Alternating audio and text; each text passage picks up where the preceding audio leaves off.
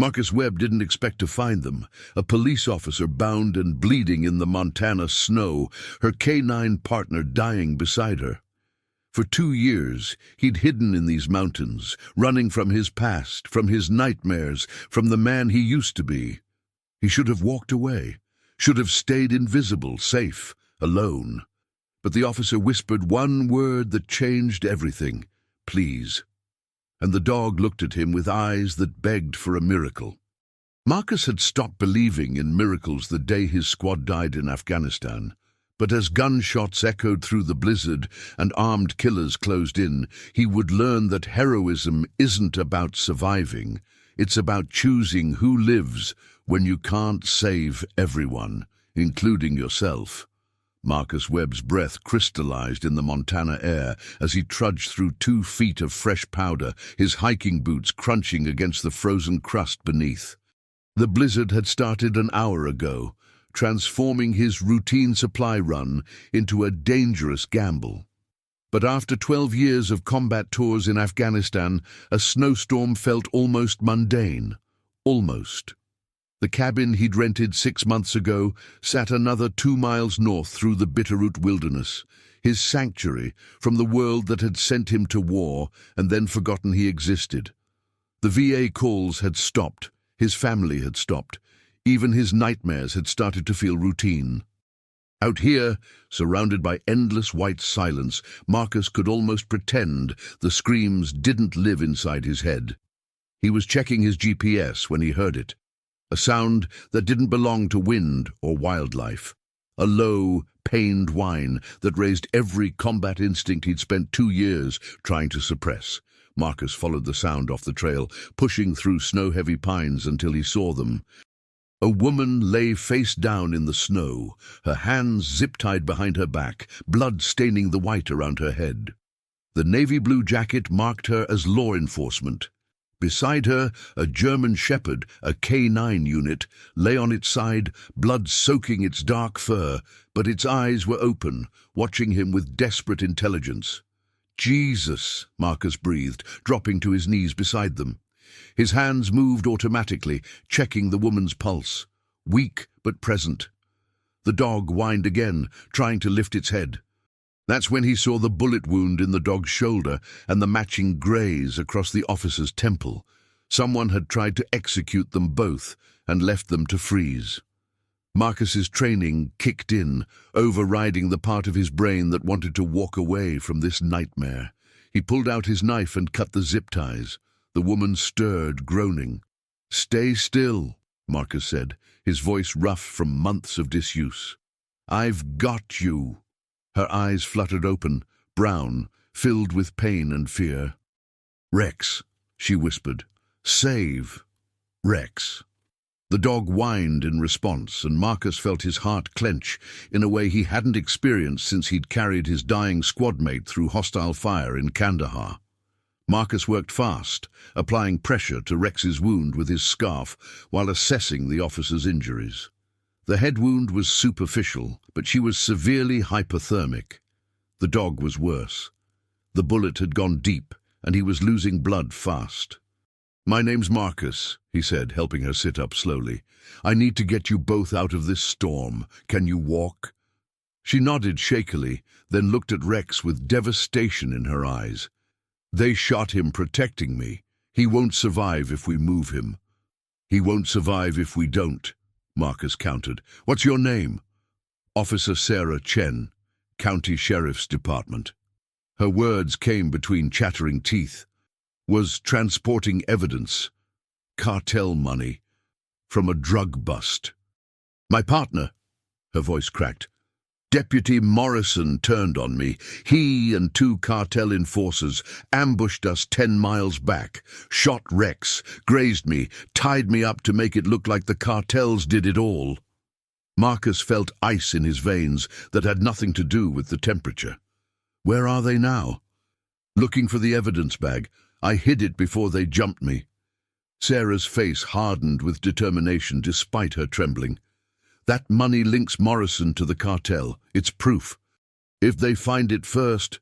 A gunshot cracked through the air, splintering a tree branch 20 feet away. "There!" A voice shouted from the south. "I see tracks!" Marcus's combat instincts exploded into action. He scooped Rex up as gently as he could. The dog yelped but didn't struggle, and pulled Sarah to her feet. "Move! Now!"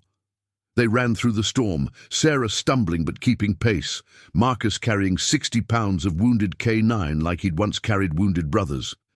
Behind them more shots split the air, but the blizzard was intensifying, making them harder targets.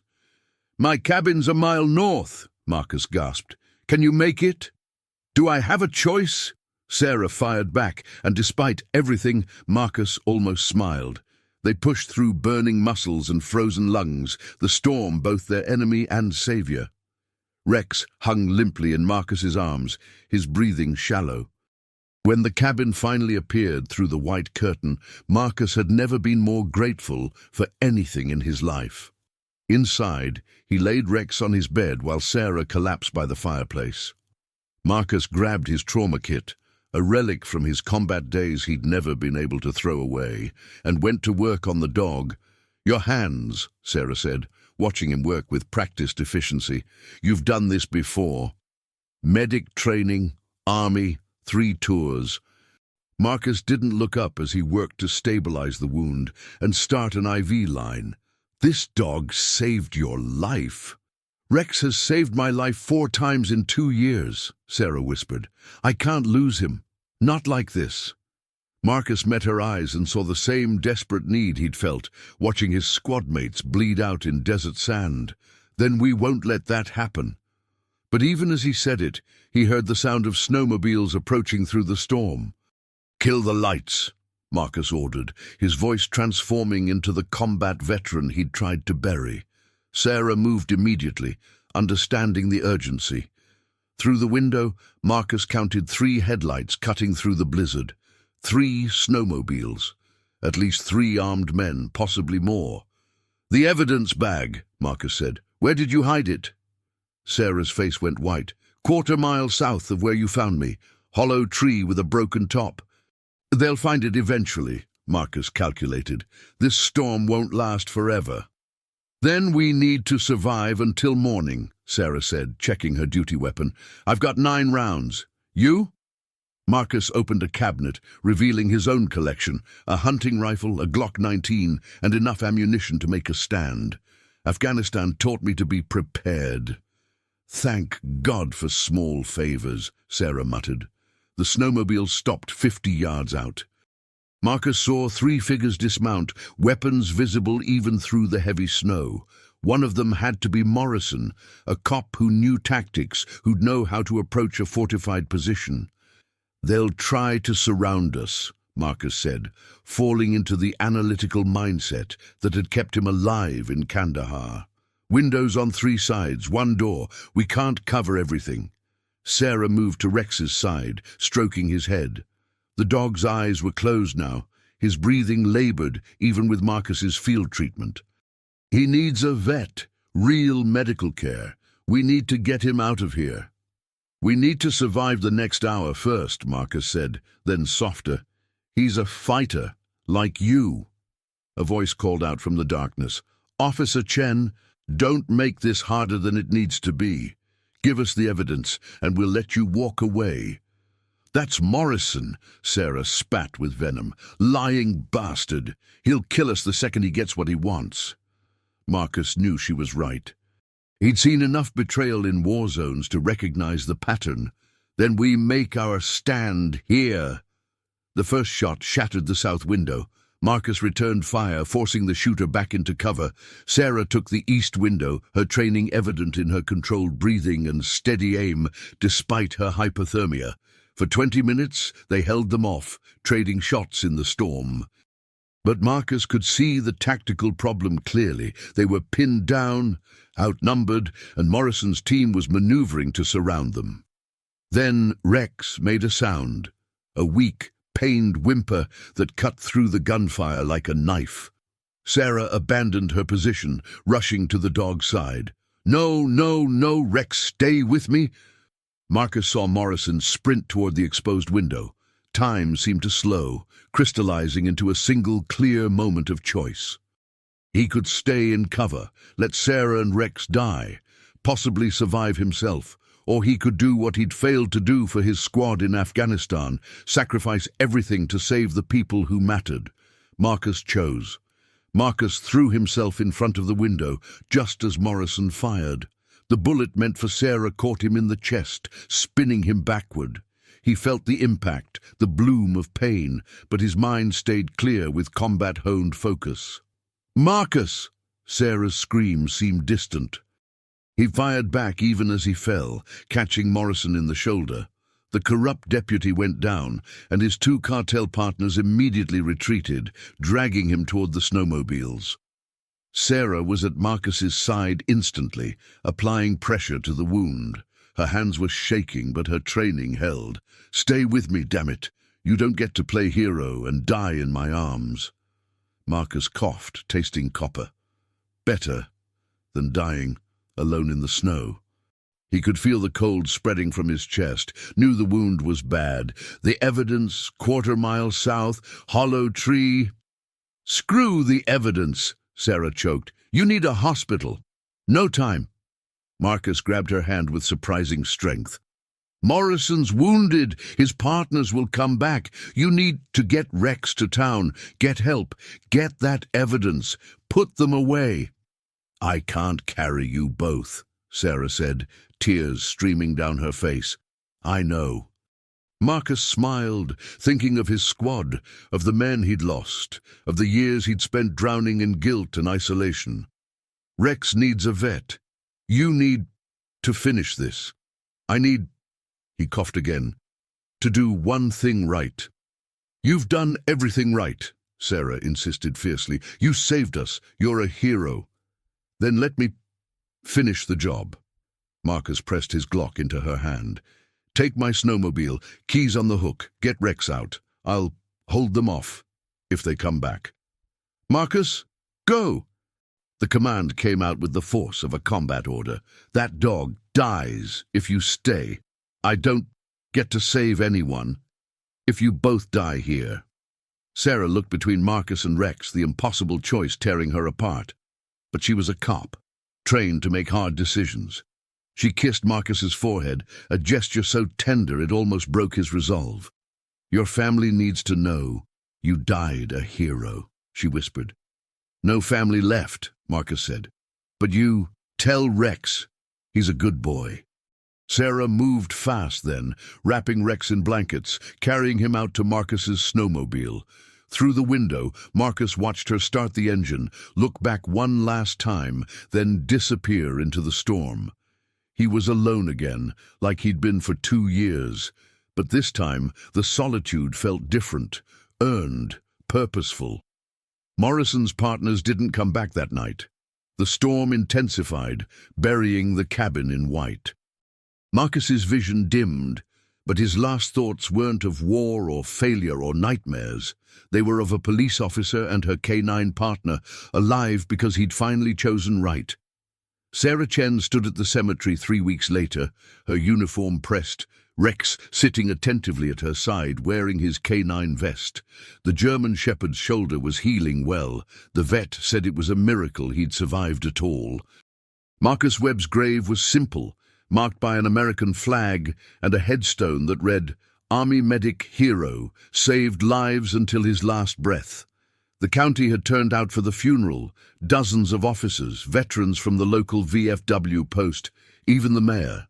They'd found Morrison and his cartel partners 12 miles from Marcus's cabin, arrested them with the evidence Sarah had recovered from the hollow tree. The subsequent investigation had uncovered 3 years of corruption, leading to 14 arrests. But Sarah wasn't here for the politicians or the press coverage. She was here because a broken, isolated veteran had given everything to save her and Rex when he could have walked away. "The VA called me," she told the grave, her voice steady. "Turns out you had a sister. She didn't know you'd been living up in the mountains, didn't know you were struggling." Sarah's throat tightened. "She's devastated she didn't reach out sooner. But I told her you died saving lives, doing what you were trained to do, being the man you always were."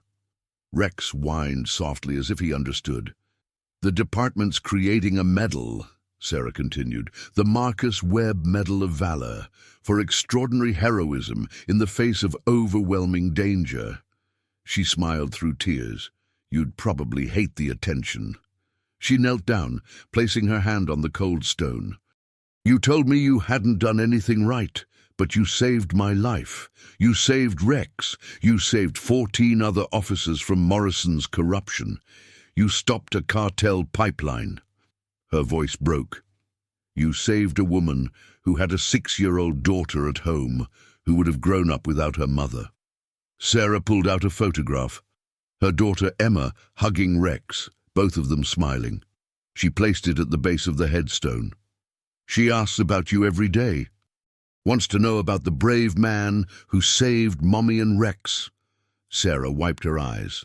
"So I tell her about real heroes, not the ones in movies, but the ones who fight battles nobody sees, who struggle with demons nobody understands, and who still choose to save others when the moment comes." Rex leaned against her leg, and Sarah buried her hand in his fur that Marcus's emergency treatment had kept warm enough to survive the trip to town. "Thank you," she whispered to the grave, "for choosing us, for choosing right, for showing me what sacrifice really means." As she walked away, Rex stopped and looked back, as if saying his own goodbye to the man who'd saved his life. Then they returned to their patrol car, ready to serve and protect, carrying Marcus's legacy with them. Inside the car, Sarah found a letter from the army. Marcus's service records, his medals, the commendations he'd never claimed. 3 bronze stars, a silver star. Wounded twice in combat, saved 17 lives as a field medic. He'd always been a hero. He just needed one final mission to remember that about himself. Sarah placed the letter in her memorial file, the one she'd keep forever, the one she'd show Emma when she was old enough to understand. The story of how a wounded veteran, isolated and forgotten, had become their guardian angel in a Montana blizzard. How he'd proved that heroism isn't about being fearless. It's about being terrified, broken and scarred, and still choosing to save others when it costs you everything. Rex rested his head on her lap as they drove, and Sarah knew that Marcus Webb had given them more than their lives. He'd given them proof that redemption is always possible, that one moment of courage can redeem years of darkness, and that true heroes die making sure others live. The snow had stopped falling in the Bitterroot Mountains, but Marcus Webb's sacrifice would echo forever.